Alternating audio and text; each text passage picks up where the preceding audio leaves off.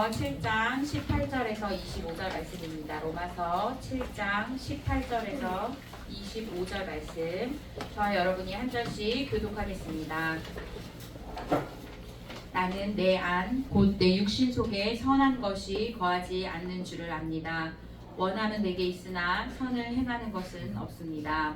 내가 원하는 선은 행하지 않고 오히려 원하지 않는 것을 행합니다. 만일 내가 원하지 않는 것을 행한다면 그것을 행하는 사람은 내가 아니라 내 안에 거하는 죄입니다.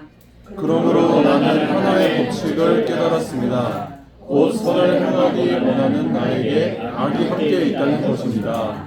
내가 속사람으로는 하나님의 법을 즐거워하지만 내 지체 안에서 하나의 다른 법이 내 마음의 법과 싸워 나를 내 지체 안에 있는 죄의 법의 포로로 잡아가는 것을 봅니다.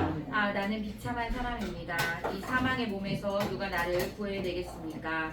우리 주 예수 그리스도로 인해 하나님께 감사드립니다. 그러므로 나 자신은 마음으로는 하나님의 법을, 육신으로는 죄의 법을 섬기고 있습니다. 아멘. 목사님 나오셔서 말씀 전해주시겠습니다.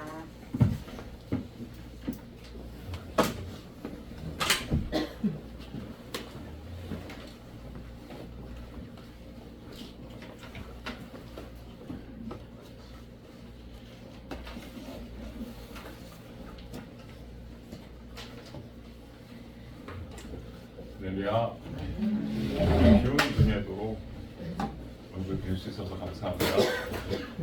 오늘 저는 본문 말씀 통해서 하나님을 아는 지식 세 번째 시간, 죄인으로 살아가는 신앙 현실, 죄인으로 살아가는 신앙 현실이라는 제목으로 하나님 말씀 전하려고 합니다. 여러분, 하나님을 아는 지식이 중요한 이유는 우리가 얻은 구원의 의미가 무엇인지를 더 분명하게 깨닫게 하고 우리의 신앙생활을 더 즐겁게 하기 때문인 줄로 믿습니다. 그런데 우리를 이렇게 진리를 이렇게 구하는 자에게 반드시 요구되는 것이 있습니다. 그것이 뭐냐면 겸손입니다. 성경은 자체로 우리가 이 성경이 이렇게 있다는 것 자체가 참 복이고 은혜이고 하나님의 뜻을 읽을 수 있다는 것 참 하나님께서 주신 놀라운 복인데요. 그러나 성경은 자체로 신비한 책입니다. 그래서 성경 학자들이 이 성경의 속성에 대해서 인간의 이해를 거절하고 거부하는 책이다 이런 얘기를 자주 합니다. 그래서 진리는 세속적인 사고로 절대로 이해할 수 없습니다. 세상 사람들이 교양으로 성경을 읽는다고 그럽니다. 성경이 굉장히 많이 팔리는 책이니까 한 번쯤 읽어봐야 된다. 교양 서적이라고 얘기해요. 그렇게 교양 서적으로 읽어봤자 아무것도 이해할 수 없습니다. 그냥 스토리를 좀 알 뿐이지 거기에 담긴 진정한 하나님의 뜻을 이해할 수 없다는 것이죠. 이렇게 진리 자체를 세속적인 틀 또는 자기가 갖고 있는 자기 삶의 방식의 틀을 그대로 놔둔 채 성경의 메시지를 이해하려고 들면 절대로 성경의 계시는 깨달아지지 않는 책입니다.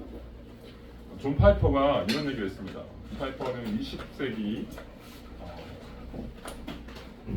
현존하는 신학자 중에 가장 뛰어난 신학자라고 할 수 있는 존 파이퍼가 매일 성경을 읽잖아요. 하루에 10시간씩 그 이상도 성경을 읽고 성경을 연구하는 사람입니다. 근데 이렇게 평생을 성경을 연구하고 읽으면서도 그런 얘기를 해요. 뭐라고 하냐면 자기가 이렇게 평생을 하나님을 뜻을 알고 하나님을 이해하려고 했지만 깨닫는 게 먼저 깨닫는 것은 내가 하나님을 모른다는 것입니다. 성경을 계속 연구해도요 우리가 다 성경을 알 수 없습니다. 진리는 그 자체로 그래서 미스테리온, 신비라고 그 성경의 속성에 대해서 그렇게 말하고 있습니다.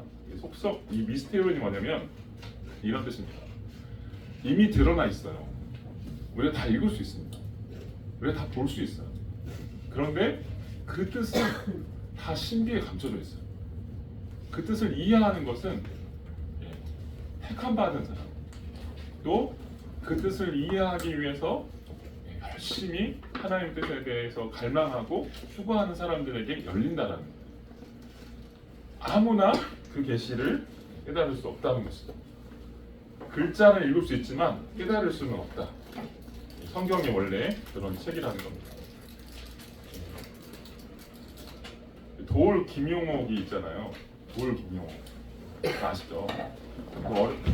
돌 김용옥이 하도 지식을 자랑하잖아요. 철학 박사, 한의학 박사, 그리고 신학 박사입니다. 집안이 다 기독교 집안. 목사님들 다 뭐 아버님도 목사님이고 형제들도 다 목사님 맞아요. 그리고 신학에 대해서 박사도 따고 논문도 쓰고 책도 마가복음부터 시작해서 요한복음 책을 다 펴내요. 그리고 그러면서 하는 얘기가 자기가 다 안다고 이렇게 얘기를 합니다. 근데 한번 생각해 보세요. 그분 책을 읽고 신학을 제대로 배웠다라고 하는 사람이 있을까요? 없습니다. 네. 읽을 수는 있지만 하나님의 뜻을 이해하는 데는 어렵다라고 하는 것입니다. 신앙의 본질이 뭐냐면 성경을 통해서 우리가 하나님이 어떤 분이신지를 배워가는 것. 우리가 신앙생활하면서 구원을 얻었다라고 하는 것, 이게 뭘까요? 그냥 매일매일 나와서 이렇게 예배 드리고 하는 것도 중요하지만 그보다 더 중요한 게 있어요. 이게 뭐냐면 예배를 드리고 말씀을 읽으면서 내가 섬기는 그분이 누구있나, 그 하나님이 어떤 분이냐 라고 하는 것을 더 배워가는 거예요. 그래서 하나님을 아는 지식이 그래서 중요합니다. 오늘같이 비가 오는 날은 좀 우울하잖아요, 그죠? 좀 우리 마음도 조금 내려앉습니다. 그리고 아까 우리 찬양 불렀는데 은혜로운 찬양인데 이렇게 툭 늘어진 찬양을 부르면 또 마음도 툭 늘어져요, 그죠? 근데 신앙도 그래서 우리가 신앙이 우리 감정을 따라가면 안 돼요. 우리 감정은요 헷갈리게 만들어요. 내가 조금 감정이 안 좋으면 나 하나님이 나를 사랑하는 게 아닌가 의심하게 만들고요. 네. 그리고 조금 하나님의 사랑에 대해서 의심이 자주 찾아오곤 한다는 것이죠. 그래서 이렇게 기복이 있지 않으려면 우리가 뭐가 중요하냐, 신앙에 있어서 지식이 중요합니다. 바른 지식으로 하나님을 알아가는 것이 굉장히 중요합니다. 우리가 섬기는 이런 하나님은 평생 배워도 인간의 지혜로 담을 수 없는 분이다 라고 하는 것이죠. 그래서 예수 믿은 지 몇 년 배웠다고, 또 은혜 좀 받았다고, 성경 몇 번 읽었다고, 내가 다 안다고 이렇게 말할 수 없다 라고 하는 것이죠. 저같이 목사이면서도 내가 공부도 하고 하나님 말씀을 그래도 무슨 뜻인지를 생각하고 또 생각하고 또 생각하는 그런 마음이 있거든요. 그런데 그렇게 생각할수록 무슨 마음이 드는지 아세요? 모르겠다예요. 하나님이 어떤 분인지 더 알고 싶고 그 깊이를 다 이해할 수 없다. 세상에서 아는 것과는 다릅니다. 그래서 우리가 날마다 하나님 말씀을 듣고 복음을 사모해야 됩니다.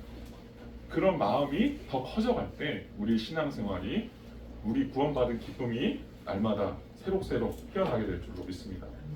오늘 다루려고 하는 죄의 문제도 굉장히 어려운 주제입니다. 성경이 말하는 죄의 진리를 오늘 다 설명드릴 수는 없어요. 그러나 핵심적인 거 두 가지만, 또 세 가지 정도 말씀드리려고 하는데, 첫 번째는 하나님의 선하심을 의심하는 것이 죄의 본질이다. 두 번째는 하나님 대신 헛된 영광을 구하는 것이 우상숭배로 이끈다. 이따 나올 거예요. 세 번째는 죄는 이길 수 없는 신앙의 현실이다. 이것들 얘기할 겁니다. 근데 이렇게 죄에 대한 인식이, 죄에 대한 지식이 필요한 이유가 뭘까요? 우리가 하나님이 어떤 분인지를 알아가는 게 신앙생활이라고 했잖아요. 그리고 우리가 받은 구원이 하나님의 주인 되심을 이루는 것, 하나님의 주인됨을 날마다 고백하고 노래하는 것, 이렇게 말씀드렸어요. 그리고 구원이라고 하는 것은 관계적이고 하나님과의 인격적인 관계 안으로 우리를 부르시는데, 그 인격적인 사귐을 우리가 경험하는 것이라고 말씀드렸습니다.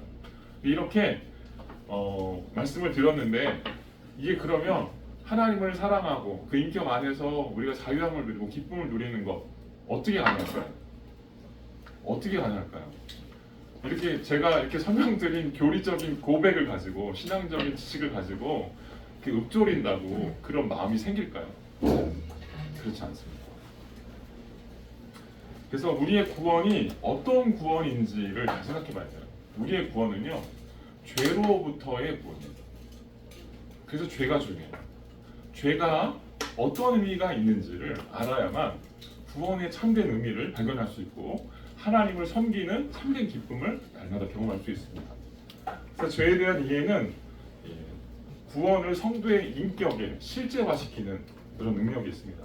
또 내 인격에 있는 죄의 문제를 들여다보게 하고 죄를 어떻게 이길 수 있는지, 그 생명이 무엇인지를 우리로 실제적으로 경험할 수 있게 한다는 것이죠.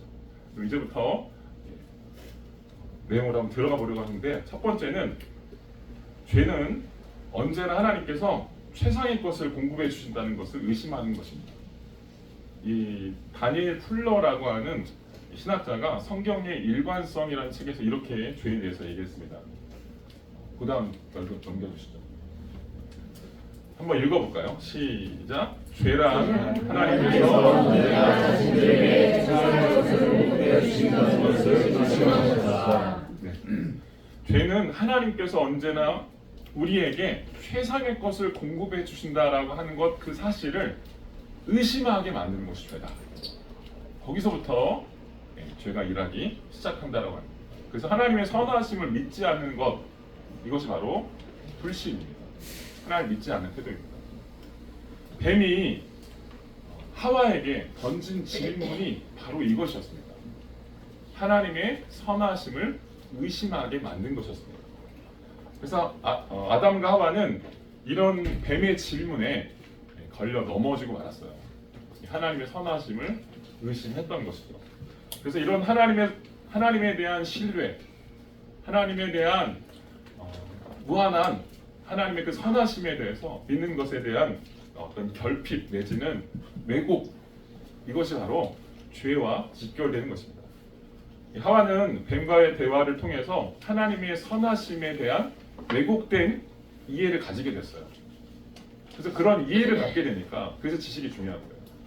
이 하나님에 대한 왜곡된 지식을 갖게 되니까 어떻게 되느냐, 하나님에 대한 신뢰와 기쁨이, 또 하나님을 의지하고 살아가야 된다라고 하는 그런 마음들이 변질되기 시작한 거예요. 그래서 그 마음속으로부터 하나님을 의지해야 될 이유가 없어지기 시작한 거예요. 그래서 3장 6절에 보면 뱀의 말을 듣고 하와가 나무의 실과 이야기를 뱀과 나누고 나서 하나님께서 말씀하신 선악과 나무를 보면서 이런 생각을 해요. 같이 한번 읽어볼까요? 시작. 여자가 보니 그 나무의 열매가 먹기에 좋고 눈으로 보기에도 좋으며 지혜롭게 할 만큼 탐스러워 보였습니다. 여자가 그 열매를 따서 먹었습니다. 네, 여자가 보니 그 나무의 열매가 지혜롭게 할 만큼 탐스러워 보였어요. 먹고 싶다. 그 전에 하나님의 명령은 먹지 말라는 것이었어요. 그런데 하나님의 선하심에 대한 의심이 생기니까 하나님의 명령이 더 이상 중요한 것이 되지 않아요. 그리고 그것을 대체하기 위해서 다른 것이 필요하게 됐다라고 하는 것이죠. 그래서 하나님의 말씀이 하와에게 어떠한 의미도 되지 못하게 돼버린 것이죠. 이것은 뭐냐면 하와가 스스로 자기 인생의 주인이 되겠다라는 마음의 결심을 폈다는 것을 의미합니다. 그래서 하나님의 선하심을 의심하고 영적인 독립을 선언하는 이런 죄는 반드시 우상 숭배와 직결됩니다. 이것이 바로 자기 스스로 신이 되겠다, 자기 스스로 하나님이 되겠다, 내가 하나님처럼 높아지겠다라고 하는 그런 마음을 품게 되는 것이죠. 그래서 죄인 것이죠. 그래서 하나님의 왕 되심, 하나님의 주인 되심을 거부한 것입니다. 영적으로는 스스로 독립해서 자기 스스로 삶의 주인이 되겠다라고 하는 그런 시도를, 그런 마음을 품는 것이 바로 죄인 것입니다. 갈라디아서 5장 26절은 이걸 가리켜서 뭐라고 했냐? 헛된 영광을 품는 것이다, 이렇게 했어요. 참된 영광이 있는데요, 그 참된 영광을 통해서 인생은 그 빛을 받아서 살 수 있게 하나님 만들어놨어요. 근데 그 참된 영광을 상실하고 나니까 어때요? 헛된 영광을 구하는 거예요. 헛된 영광을 구하며 사는 것이 바로 우상숭배예요. 두 번째로 이 죄는 하나님 대신 헛된 영광을 구하는 우상숭배로 이끕니다. 신학자인 F.F. 브루스라는 신학자가 있습니다. 이 신학자가 헛된 영광을 구하다라고 하는 말의 의미를 이렇게 얘기했습니다. 같이 한번 읽어보실까요? 시작.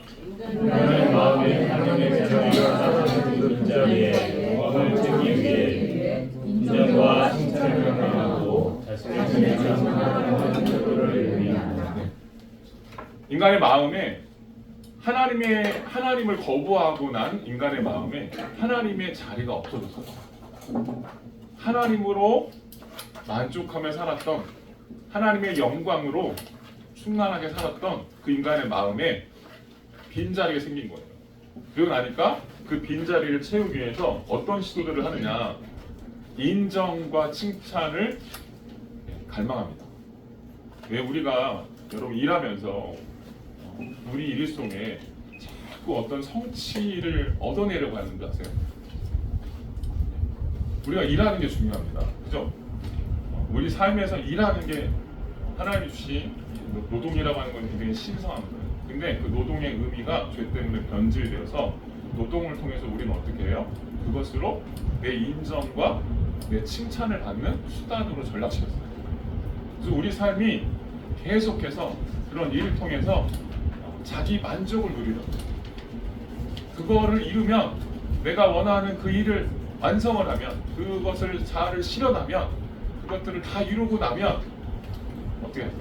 내가 완전하게 인정받아서 내가 참 행복할 거야. 이게 자아실현이에요. 그죠?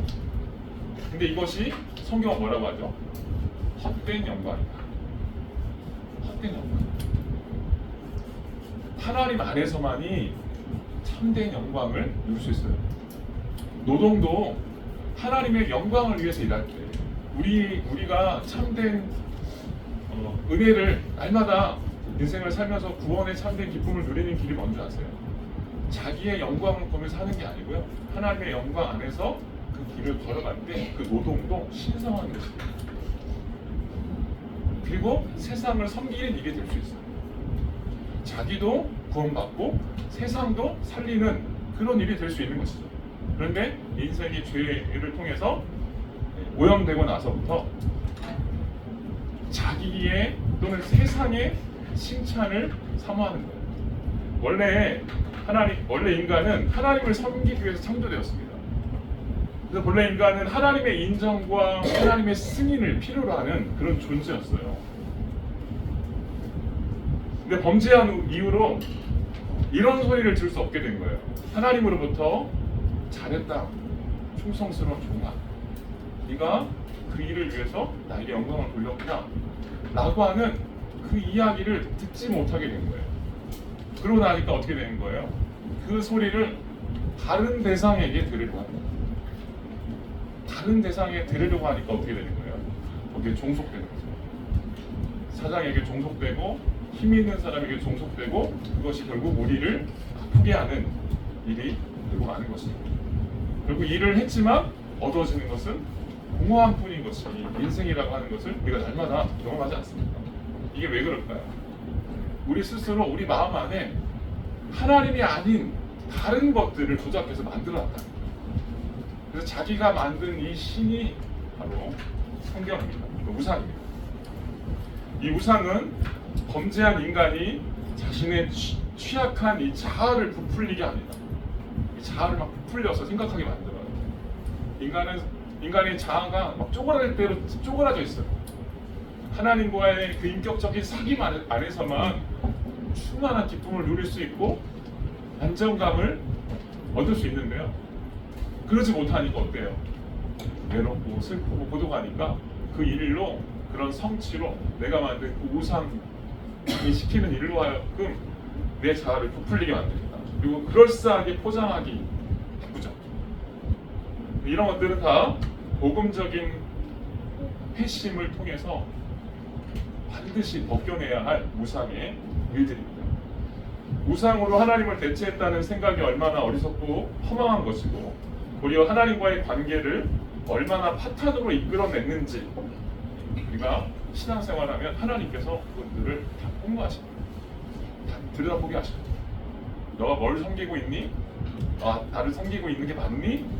라고 하는 그런 궁극적인 물음들로 여러분을 인도하시는 줄 믿습니다. 따라서 복음이 이끄는 회심은 우리 마음속의 우상을 주님의 발 앞에 하나씩 내려놓게 만드는 것입니다. 여러분 회심하셨습니까? 회개하셨습니까? 하나님을 믿기로 작정하셨습니까?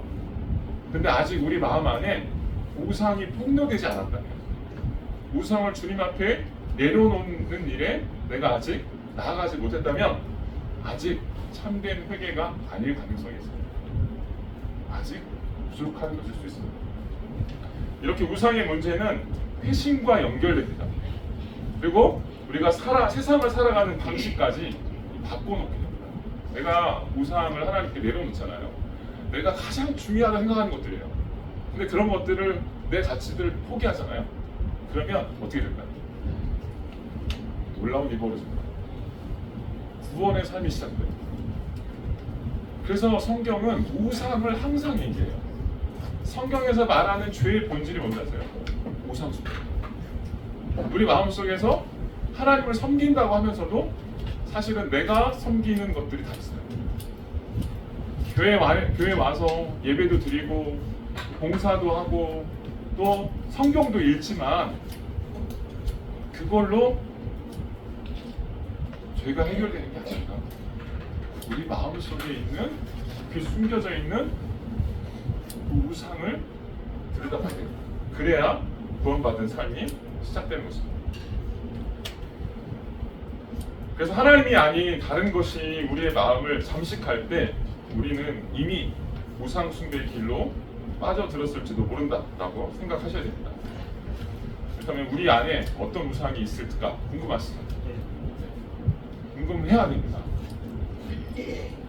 앞으로 우리가 이제 몇 주 지난 다음에 우상에 대한 이야기를 하고 싶어요. 근데 오늘 먼저 한번 잠깐 맛을 보면 우리 안에 숨겨져 있는 우상을 어떻게 우리가 식별할 수 있을까라는 그런 고민들을 아마 하실 거예요. 팀 켈러 목사가 다음에 3가지 방법들을 제안했습니다. 첫 번째 3가지가 있는데, 첫 번째는 뭐냐면 생각의 내용을 점검하라는 거예요. 내가 생각하는 거, 내가 어떤 생각을 하는지 잘 생각해 보라는 거예요.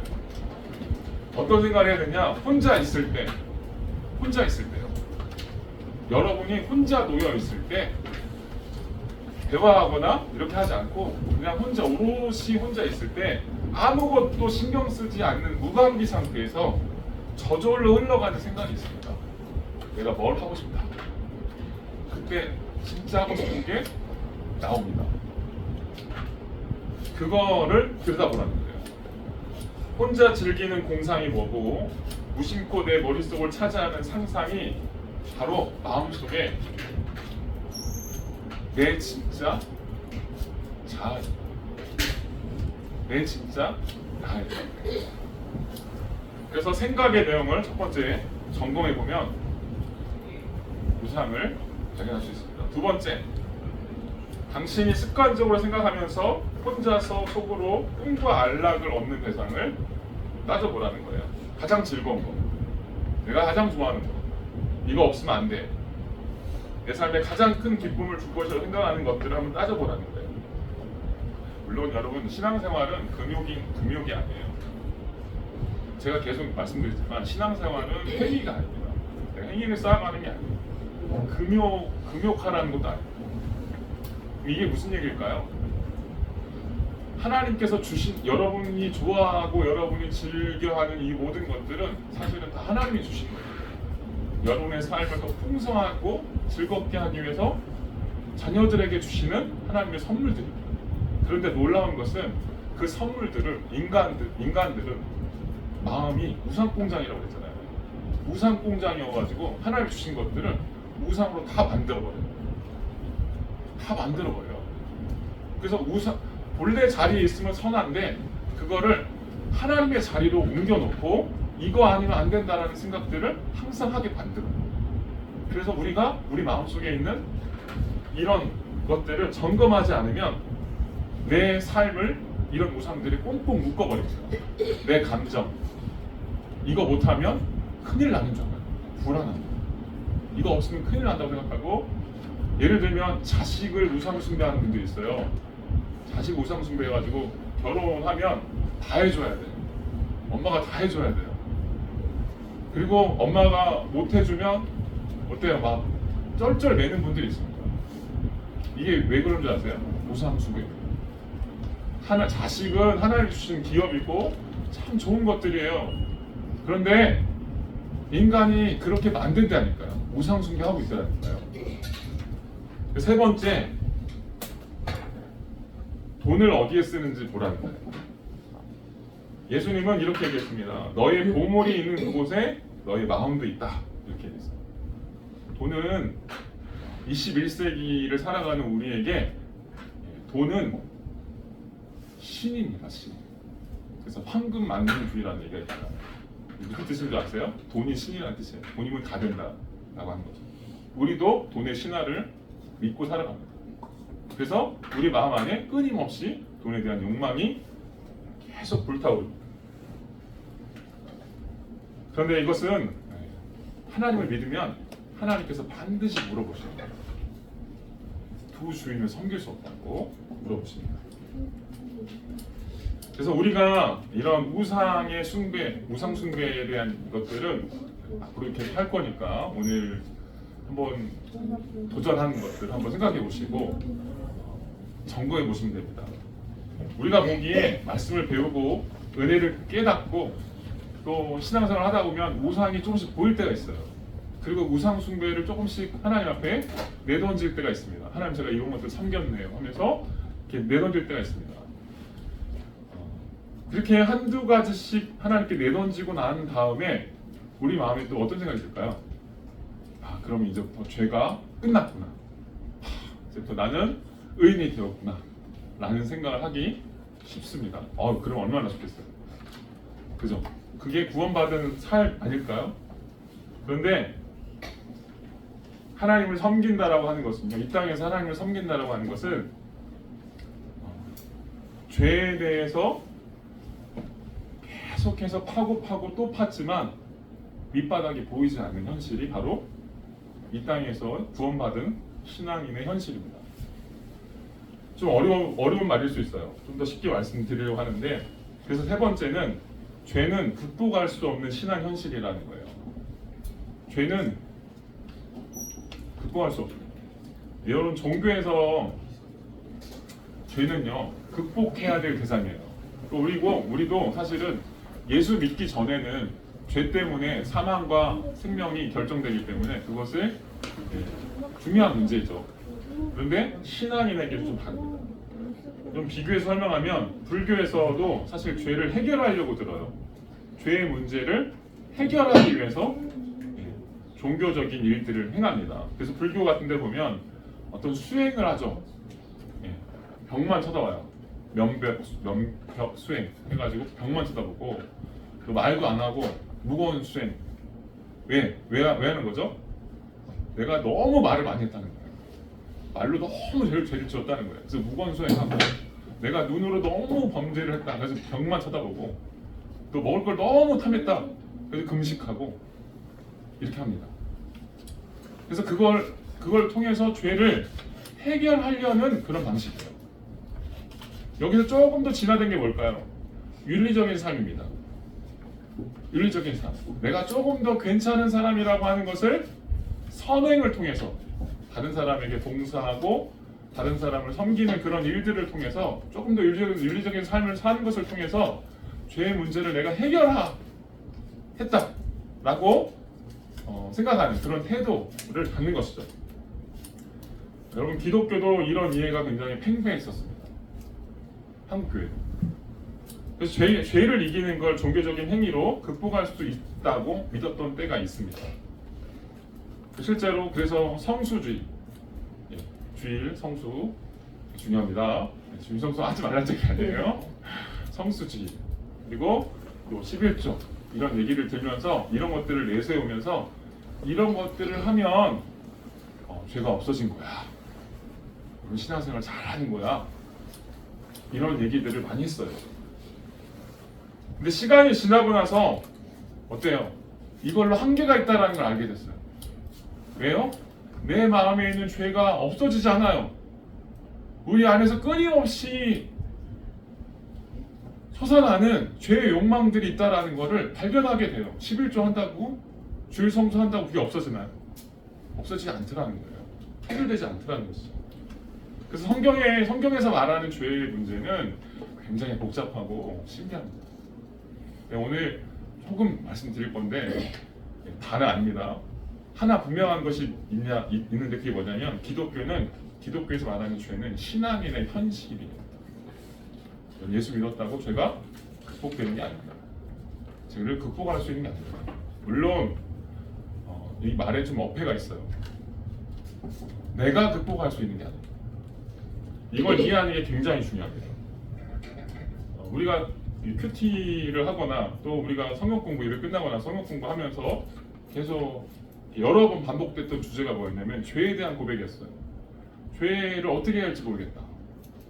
내가 하나님을 알게 되고 나니까 하나님이 내 안에 들어오시게 되고 나니까 막 죄가 보이기 시작한다는 거예요. 죄가 막 보이는데 미치겠다는 거예요. 어찌할 바를 모르겠다는 겁니다. 그래서 이거를 어떻게 해결했으면 좋겠다. 그걸 알았으면 좋겠다. 이렇게 이야기하는 것이죠. 근데 여러분 이거 아시면 돼요. 죄책감은 해결할 수 없습니다. 설명드릴게요. 예수를 모르는 사람도 인생에 대한 죄책감이 없는 사람이 없습니다. 예수를 믿었다고 해서 죄책감이 해결되는 것이 아닙니다. 그래서 예수 믿으면서 가장 괴로운 게 뭐냐면 내가 죄인인 걸 알고 나서 이 죄책감이 계속 내 안에서 역사한다는 거예요. 죄가 계속 내 안에서 사라지지 않고 계속 꿈틀꿈틀 된다라고 하는 것이죠. 그래서 그걸 보면서 어때요? 괴로워요. 아파요. 이 아픔이 불편하시죠? 이 아픔이 쉽지 않으시죠? 그런데 이게 성경이 말하는 하나님의 뜻입니다. 여러분 우리가 믿음대로 살고자 하고 소원이 있고 하나님을 사랑하는 마음이 있고 의로운 삶에 대한 각오와 또 하나님의 뜻에 따라 살고 싶어하는 그런 강렬한 열망이 있음에도 불구하고 하나님께서 이 죄의 문제를 해결해 주지 않으셔요. 하나님 제발 이걸 좀 없애주세요. 나한테 이거 보기 싫어요. 더 이상 이것들이 보이지 않았으면 좋겠어요. 이걸 뛰어넘었으면 좋겠습니다. 이렇게 얘기하지만 없어지지 않는다는 거예요.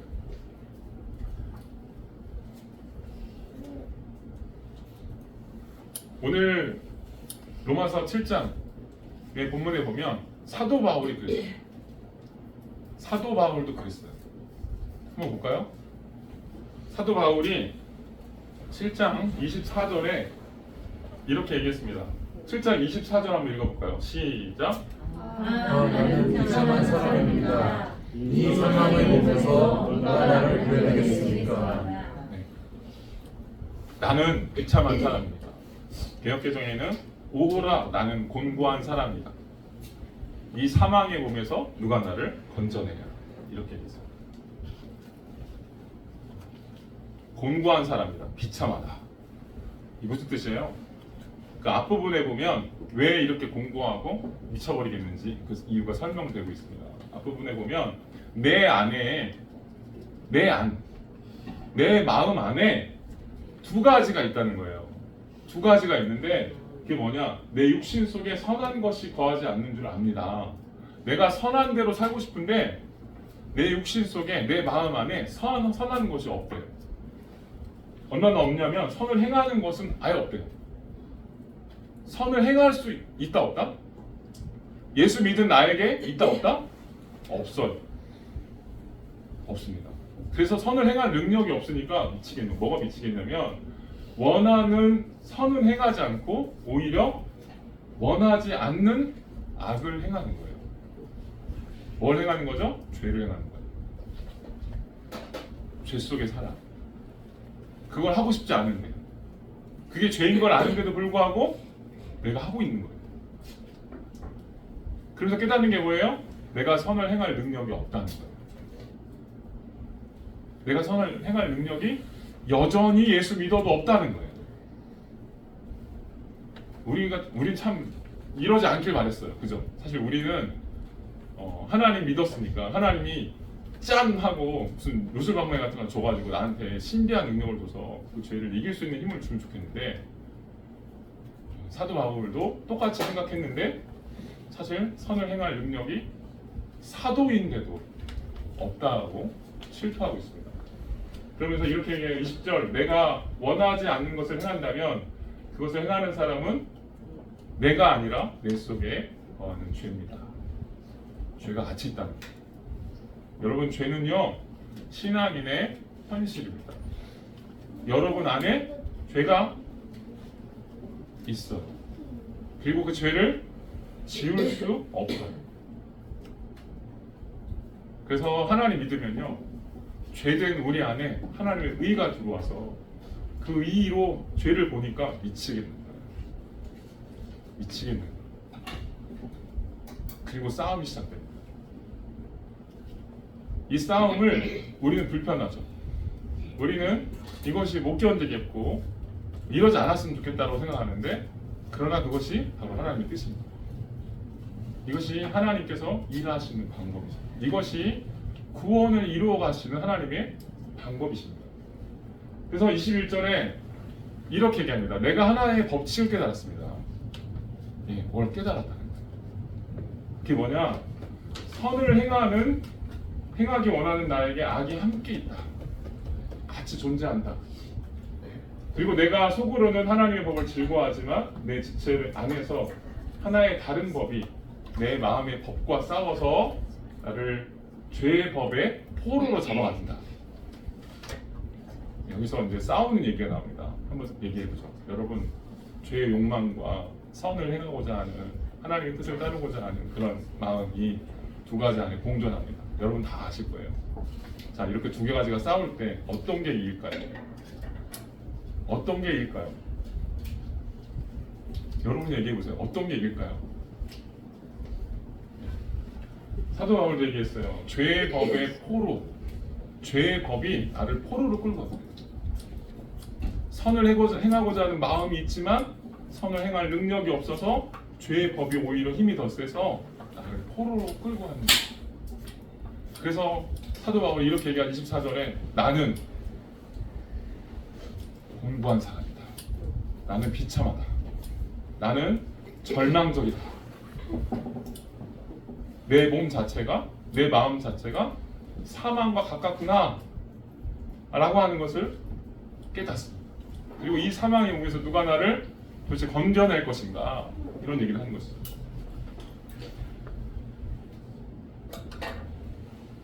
그럼 이게 중요합니다.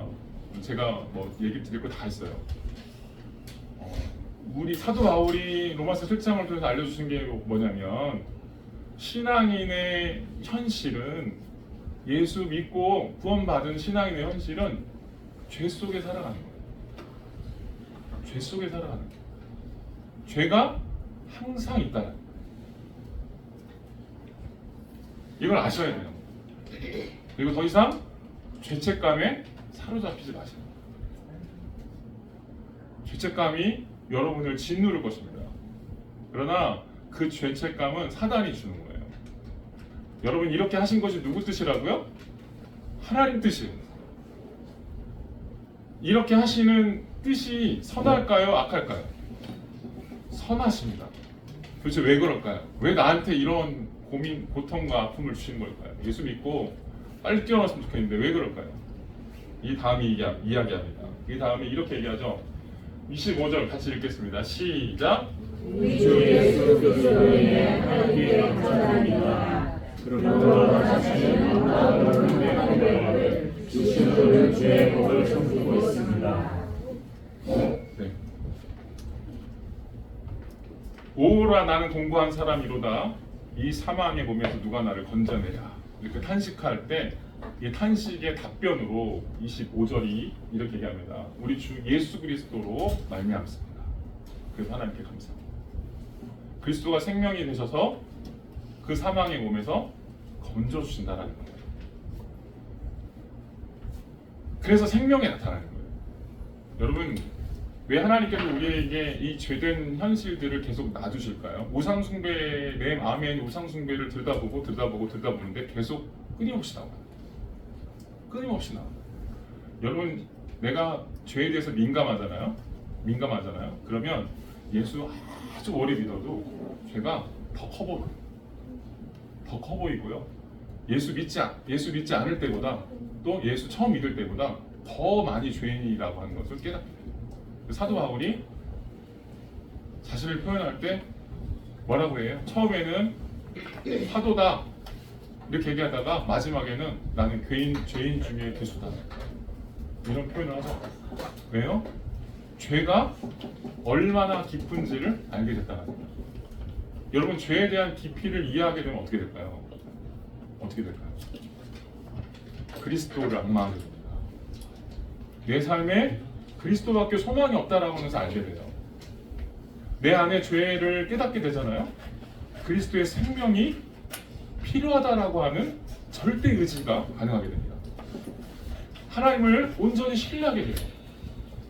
그래서 하나님을 신뢰하고 하나님을 사랑한다라고 하는 이 고백, 하나님께 감사한다라고 하는 이 고백은요, 죄에 대한 고백이 없이는 절대 불가능합니다. 억지로 짜내서 할 수 있는 게 아니에요. 추수감사주의죠. 추수감사주일에 무슨 감사를 해야 될까요? 내가 이 땅에서 잘 된 거, 이게 감사의 제목이에요. 이거 세상 사람들도 감사합니다. 예수 믿는 사람들의 고백은 이렇게 죄된 현실 속에 내가 살고 있고 내 마음이 이렇게 하나님과 멀어져 있음에도 불구하고, 그럼에도 불구하고 하나님께 나를 사랑하시고 나를 이렇게 변화시키시는 거예요. 이게 감사하다라고 하는 거예요. 이게 진짜 감사하고 이게 진짜 사랑입니다. 이럴 때 구원의 참된 기쁨을 누리게 됩니다. 구원 얻은 삶이 시작되는 것입니다. 그래서 죄는 신비입니다. 종교에서는 죄는 극복되어야 될 것이지만 죄는 하나님께서 선하게 다루셔요. 죄까지도. 여러분에게 남아있는 쓴뿌리나 해결되지 않는 그런 고난의 일들이 있습니다. 기도해도 해결되지 않는 것들이 있죠. 그런데 그것까지도 하나님께서 선하게 하셔요. 뭘 보면 알 수 있죠? 죄까지도 사용하시는 걸 보면 알 수 있어요. 그래서 하나님은요, 절대로 선하신 분이세요. 여러분이 갖고 있는 약점, 내가 갖고 항상 걸려 넘어지는 그런 죄악이 있어요. 숨겨진 그런 죄악이 있음에도 불구하고 그걸 통해서 하나님이 영광을 받으셔요. 어떨 때 영광 받으실까요? 그걸 비참히 하셔야 돼요. 그것 때문에 내가 해결할 수 없다라고 하는, 그래서 죄가 무엇인지를 깨달으셔야 돼요. 여러분 마음속에 어떤 죄가 있는지를 스스로 발견하셔야 돼요. 그래서 그 발견한 사람만 구원의 기쁨을 날마다 새롭게 갱신할 수 있어요. 제가 이런 생각이 들어요. 왜 율법주의화 될까? 그런 생각을 많이 했어요. 왜 신앙생활 하다 보면 목사님들 또 예수 오래 믿으면 왜 율법주의화 될까? 하나님을 사랑한다고 기도는 하는데요. 기도를 어떻게 할까요? 하나님, 우리 죄인을, 죽을 수밖에 없는 이 죄인을 하나님 사랑하셔서 독생자 예수 그리스도를 우리에게 보내주셔서 감사합니다. 이런 교리적인 고백 말고요. 이런 교리적인 고백 말고 진심에서 나오는 그런 고백이 왜 불가능할까요? 죄로 보지 않기 때문에, 자신의 죄성을 깊이 인식하지 못하기 때문에 그리스도의 생명이 나타나지 않습니다. 그래서 이걸 풀어야 돼요. 이걸 풀어야만 우리가 극복될 수 있습니다. 아담의 DNA 안에 하나님의 성령이 강제로 들어오셔서 이제 나를 걸려 넘어지고 하는 것에서부터 이제 우리를 그 죄에서 넘어지지 않도록 우리를 뛰어넘게 도와주고 계세요. 그거를 경험하셔야 되는 것입니다. 그래서 이렇게 계속 우리 안에 죄가 역설적이게도 계속 살아있음에도 불구하고 이런 죄 때문에 우리가 이제는 하나님을 바라보게 돼요. 그리스도의 십자가가 아니고서는 내가 구원받을 수 없다라고 하는 그런 존재 인식이 더 강화되게 되는 거예요. 구원이 나에게 얼마나 큰 의미가 있는지를 비로소 고백하게 되는 것입니다. 여러분, 예수의 십자가는요, 내가 예수 처음 믿을 때만 고백하는 게 아니에요. 우리가 죄를 날마다 고백하면서 나의 죄된 본질을 고백하면서 십자가 아니고서는 내가 살 수 없는 죄인이구나 라고 하는 것을 매일매일 고백하지 않고는 구원을 경험할 수 없는 것입니다. 구원은 과거의 구원이 아니고요, 지금 현재에도 구원 받으셔야 돼요. 그리고 내가 여전히 죄 가운데 살고 있다라고 하는 것을 고백하셔야 돼요. 이렇게 고백하다 보면 어떤 일이 벌어질까요? 지금 내 삶이 가시떨기와 같아서 막 우리를 막아요. 하나님의 사람으로 자라가는 걸 막 막습니다. 그럼에도 불구하고 처음에는 막 안 됐는데, 이게 막 꽃피우지 못했는데요, 시간이 지나면 하나님께서 우리를 그 가시떨기를 뚫고 성장시키셔요. 그 하나님 나라를 보게 하십니다. 그 내 안에서 어느새 죄가 극복되어져 있는 것을 보게 돼요. 이게 왜 그럴까요? 내가 하는 게 아닙니다. 내가 하는 게 아닙니다. 시간이 다 돼서 하나만 설명드리려고 합니다. 이렇게 죄인됨의 고백은요, 우리로 하여금 생명으로 이끕니다. 그 생명으로 이끈다는 게 무슨 뜻이냐면, 고린도후서 4장 17절에 이렇게 얘기했습니다. 우리가 이 보배를 질그릇에 가졌으니 이는 능력의 심이 큰 것이 하나님께 있고 우리에게 있지 아니함을 알게 하려 합니다. 여러분, 신앙생활하고 구원을 얻는다라고 하는 건 질그릇이 금그릇으로 바뀐다는 뜻이 아니에요. 질그릇은 어떻게 해야 돼요? 깨져야 돼요. 질그릇이 깨지면 거기서 보배로운 하나님의 영광이 나타나는 것입니다. 아멘? 우리가 죄를 통해서 날마다 죽어야 되는 이유가 뭐예요? 내가 깨져야만 그리스도의 생명이 우리를 통해서 새롭게 피어나는 것입니다. 여러분, 질그릇을 깨뜨리시기 바랍니다. 그리고 내가 도금할 수 있다고 생각하지 마십시오. 기도하고 마치겠습니다.